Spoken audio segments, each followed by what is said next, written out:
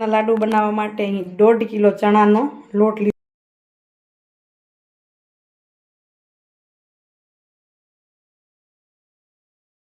નહીં તો શું થશે કે તે ઘી ઉડશે આપણું.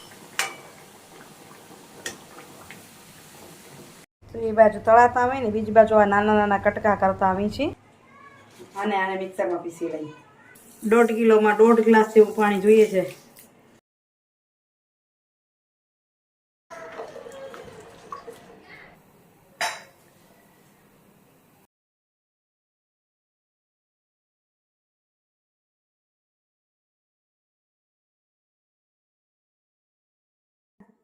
હવે વાળી લઈએ થોડા લાડવા. નમસ્કાર મિત્રો, કેમ છો? મજામાં ને? સ્વાગત છે તમારું મારી YouTube channel natural life with Dina પર. મિત્રો, ગણેશ ચતુર્થી નજીક આવી રહી છે અને તમને કમેન્ટ બતાવું. જુઓ, નિલેશભાઈ ચોપડાએ કમેન્ટ કરી હતી કે બેન આપણા દેશી ચણાના લાડુ બનાવો ને. તો બેસનના જે લાડુ બને છે આથી પહેલાં પણ મેં બનાવ્યા છે. તો ચાલો હમણાં ઘઉંના જે મોદક બનાવીએ નહીં, એમાં પણ મુઠિયા તળો હોય ને આમાં પણ મુઠિયા તળેલા હોય. તો ચાલો ગણેશ ચતુર્થી પર બનાવીએ આપણે બેસનના લાડુ. તો બેસનના લાડુની રેસીપી તમને આપી રહી છું. આશા રાખીશ કે ગમશે. લાડુ બનાવવા માટે અહીં 1.5 કિલો ચણાનો લોટ લીધો છે, જે કરકરો દળાવ્યો છે. ચણાની દાળ લઈને કરકરો લાડુ જેવો. અહીં 1 કિલો મેં અમૂલનું ઘી લીધું છે અને 1.5 કિલો સામે ખાંડ લઈ લીધી છે. હવે આપણે ઘીને આમાં ખાલી કરી લઈશું. પછી એમાંથી જ આપણે મોણ નાખશું ને એમાં જ આપણે મુઠિયાને તળશું. હવે આપણે લોટમાં ઘીનું મોણ નાખશું. તેલમાં તળવા હોય ને તેલનું મોણ નાખવું તો નાખી શકાય. એમાં સરસ એવું મોણ નાખી દઈએ. હું અહીંથી 4-5 ચમચા જેવું નાખી દઈશ. એટલે મુઠ્ઠીવાળા એવું મોણ તો પીસાય જલ્દી. હવે છે ને મોણ દઈ દઉં. કરકરો લોટ હોય ને એમાં મોણ સરસ દઈ નાખવાનું. એ બધા ભૂસી લેજો. આટલું આમ સરસ મોણ નાખી દીધું. મોણ સારું તો ભૂંસાઈ સરખી રીતે જાય. હવે નવસેકું પાણી લીધું છે. જો અહીંયા તો થોડું થોડું પાણી નાખતા જશું ને લોટને બાંધતા જશું.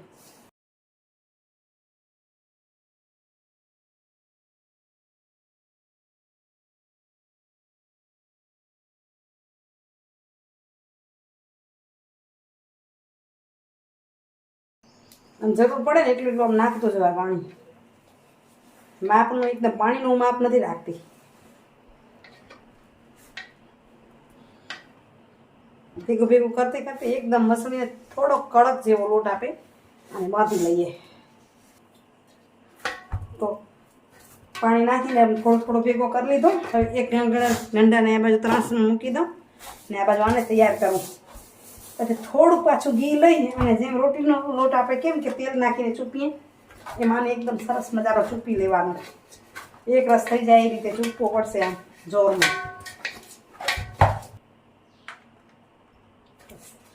આ રીતે ઘી લઈએ અને એકદમ મસ્ત મસળી લઈએ. આ તો એક રસ થઈ જાય. અને મસળવાની ખૂબી મોટી છે, જોરદાર મસળવો પડે આપણને. સારી રીતે બે લોહીયા બનાવ્યા ને જે લોટના, એને સારી રીતે આમ મસળી લઈશ અને પછી 10 મિનિટને રેસ્ટ આપશું. જરા કડક હોય ને એટલે આમ ઝાલે ને એટલે જોરવાળું થાય. જો એટલે બહાર કંઈ ઝાલો તમે ફટાફટ દબાવી દઉં. આપણા સરસ થઈ ગયા તૈયાર. હવે એને આ રીતે મુઠિયા બનાવવાના છે. મુઠિયા બનાવી ત્યારે પણ આમ 2-3 વાર મસળવાનું છે. તો શું થાય, એક રસ ન થયું હોય પણ એક રસ થઈ જાય. અને આ રીતે વચ્ચે હાથ રાખો તો પાતળું થાય. ઘણા એમ કે આમ શું કામ કરવાનું, તો વચ્ચે જાડું ન થાય, આમ એક સરખું થશે. અહીંથી પણ હાથ પડી ગયો એટલે પાતળું થશે. તો આ રીતના હવે થોડાક મુઠિયા બનાવી લઉં, પછી હું તળવા માંડીશ. તો બાજુ રસીલા બાને કહીશ તો બનાવી દેતા આવજો. તો 8-10 મુઠિયામાં તૈયાર કરી લઉં. આ બાજુ ઘી ધીમા તપે ગરમ થવા મૂક્યું છે. ત્યાં સુધી થોડાક મુઠિયા તૈયાર થઈ જાય એટલે તળતી જાઉં. તેલમાં પણ તળી શકાય, પણ અમે મીઠાઈ બધી ઘીમાં જ બનાવીએ છીએ. તો જો આ રીતે મુઠિયા તૈયાર થતા આવે છે. હજુ ચાલુ છે. તે આ બાજુ ઘી તપી ગયું છે તો તળવાની તૈયારી કરી નાખું. જો આપણું ઘી ગરમ થઈ જાય જોઈ લીધું તો આટલો લોટ નાખ્યો તો એકદમ ફૂલ નહીં જોઈએ કારણ કે નહીં તો અંદર કાચા રહી જશે એમ ધીમે ધીમે નાખવા પડશે નહીં તો શું થશે કે તે ઘી ઉડશે આપણું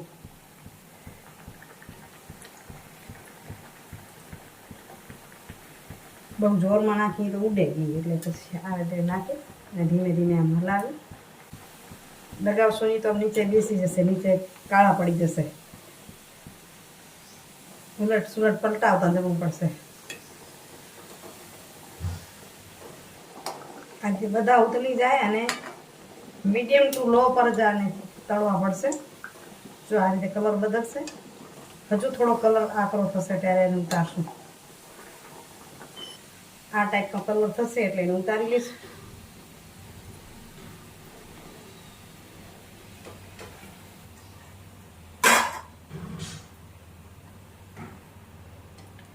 હવે આ રીતે આપણે બધાને તળી લઈએ એકવાર મુકાઈ જાય પછી ધીમેથી સાઈડમાં મૂકી શકાય પેલું જ નાખીએ ને ત્યારે આમ ધ્યાન ન રાખીએ તો ઉડે જ એટલે એમ થાય કે ચમચો આડો આપીએ તો ઉડે ઓછું તો એ બાજુ તળાતા હોય ને બીજી બાજુ આ નાના નાના કટકા કરતા આવી છીએ તો જો આ રીતે બે કડાઈમાં કટકા કરતી હું તળાતા આવે ને કટકા જ કર્યા છે આ જો હજી ગરમ છે એ કટકા કર્યા હોય ને એને આમ ભૂસી સરખું શકાય જરાક ઠંડુ થઈ જાય એટલે ભૂસતા આવીશ આમ જરાક નવ શેકવાશે એ તો સરસ ભૂંસાઈ જાય એને પછી ચાળી નાખીને ચાળણીથી તો મિક્સરમાં પીસમાં ઓછું પડે હવે છે ને આ જો સરસ આટલો ભૂસી નાખે તો કેટલો બધો ભૂકો થઈ ગયો એટલે આ શું ને મિક્સરમાં ચીપકે ઓછું આ જે અંદરનો ભાગ છે ને તો ચીપકે ઘણો એટલે હવે આને આપણે ચાળી લઈએ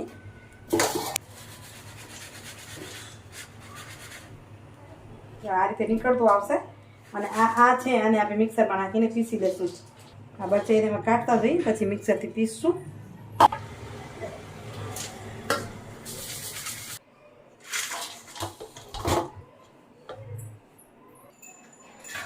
હું બાજુ પીસવાની તૈયારી કરું ત્યાં સુધી ચાસણીને મૂકી દઉં તો આપણા 1.5 કિલો લોટની સામે 1.5 કિલો જ ખાંડ લીધી છે આપણે ઘણી કિલો હોય તો એમાં 1.25 કિલો ખાંડ નાખે એટલે કે બધું જ એને મીઠાશ જોઈતો એને આ માપનો મીઠાશ છે હવે આ બુડે ને એટલું પાણી નાખી અને એને ચાસણી થવા દઈ દઈ હજુ જોઈશે 1.5 કિલોમાં 1.5 ગ્લાસ જેવું પાણી જોઈએ છે ગરમ થવા મૂક્યું છે બહુ ચલાવશું નહીં ધીમે ધીમે ચલાવશું નીચેથી આખી સાઈડમાં ચીપકે નહીં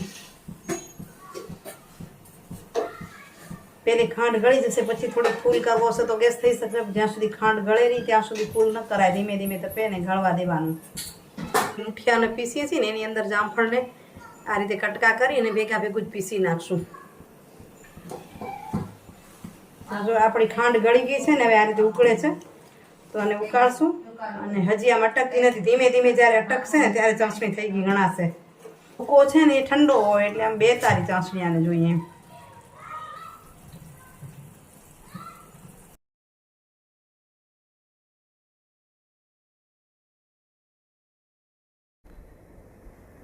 આપણી ચાસણી તૈયાર થઈ જવા આવી છે એટલે ફૂડ કલર નાખી દઈએ અને મિક્સ કરી લઈએ અને નીચે મેં ગેસને બંધ કરી દીધો છે જો કાચી લાગશે તો આપણે ફરી ચાલુ કરી લઈશું કડક થઈ જાય ને તો એ મજા ના આવે એટલા માટે તો અહીં બરાબર મિક્સ કરી લીધો અને જો ચાસણી બરાબર થઈ ગઈ છે એટલે ગેસ અહીં બંધ છે હવે આપણે તૈયાર કરી લઈએ આ જે આપણે આની અંદર મેં એલચી પાવડર નાખી દીધો બતાવવાનો રહી ગયો હવે એને મિક્સ કરી લઈએ અને મિક્સ થઈ ગયો એટલે એની અંદર ચાસણી આપણે ઠાલવી દઈએ ધીમે ધીમે હલવતા જશું અને ઠલવતા જશું બધી જ ચાસણીની અંદર મિક્સ કરી લઈશું ચાસણી નાખી અને એને બરાબર મિક્સ કરી લઈએ અને જે આપણે તળવામાં ઘી વાપર્યું હતું ને એ ઘી બધું જ આની અંદર નાખી દઈશું અને થોડુંક ગરમ નવશેકું જ ઘી નાખવાનું સાવ ઠંડુ ઘી થઈ જાય એવું નહીં નાખવાનું જો ઠંડુ નાખવું હોય ઠંડુ થઈ જાય એવું નાખવું તો થોડીક ચાસણી કડક નાખવાની એટલે આ ઘી ધીમે ધીમે ધીમે કરી અને બધું જ ઘી નાખી દઈશું જો આટલું નાખ્યું હોય બરાબર ચલાવી લઉં વળી પાછું નાખશું થોડીક વાર રહીને એકદમ જો ઘી બધું અંદર આવી ગયું અને મિક્સ સરસ થઈ ગયું એક રસ પણ થઈ ગયો હવે છે ને આને ઢાંકીને આપણે મૂકી દઈએ અને અડધો કલાક જેવું રહેશે ત્યારે ઠંડુ છે ધીમે ધીમે જે લાડવાની ચાસણી થાય અને જે વળે ને એ લાડવા સરસ થાય તમે ચાસણી નાખો ને તરત જ જો કડક થઈ જાય તો એ કડક થાય, કોરા લાગે. ગમે એટલું ઘી નાખ્યું ને તોય તમને કોરા લાગશે. અને આ રીતે જો તમે ધીમે ધીમે ધીમે એ ઠંડા થશે અને વાળવા જેવા થશે ને એ ખાવાની ખૂબ મજા આવશે.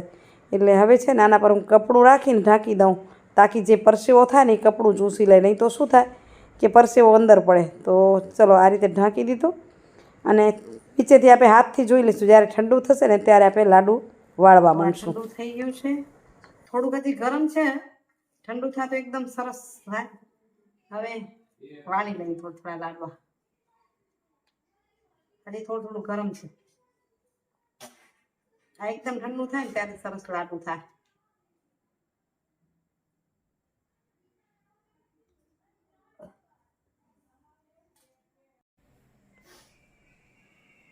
તો થઈ ગયા આપણા લાડવા સરસ મજાના તૈયાર. એ જરાક નાની મોટી સાઈઝ હશે પણ થયા સરસ. કેવા દેખાય છે કે જો દેખાવામાં સારા લાગે છે ને ખાવામાં મને ઘણા સારા લાગે છે. તો ખરેખર એકદમ ખૂબ ટેસ્ટી થયા આ લાડુ. અને તમે પણ બનાવજો. અહીં મોદકનો આકાર આપવો તો પણ આપી શકાય, પણ હું નથી આપ્યો. આજનો વિડીયો કેવો લાગ્યો? આશા રાખું છું કે તમને આ રેસીપી ખૂબ ગમી હશે. જો ગમી હોય તો લાઈક શેર વિડીયોને કરજો. ચેનલ પર નવા તો સબસ્ક્રાઈબ કરજો. આવજો મિત્રો, બાય બાય, હરિઓમ.